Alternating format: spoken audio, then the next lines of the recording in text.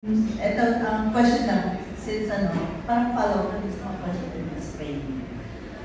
May I know your skincare and your workout, So I don't really have a skincare routine really. Actually, I don't have a skincare routine at all.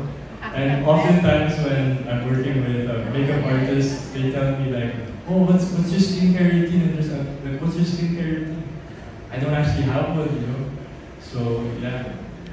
How about your workout session? Oh, my workout routine, I like to lift weights at least 4 times a week. And then I'll follow that with basketball at least 2 to 3 times a week. I'll try to fit that in my schedule somehow. Nag-weight ka pala. So, yes. Can fans expect ba na, pag mga sinasabing heartthrob, minsan na-expect nila na shirtless or topless?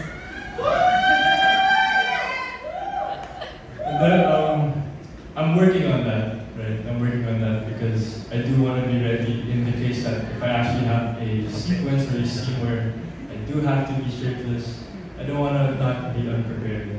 I want to be ready for that.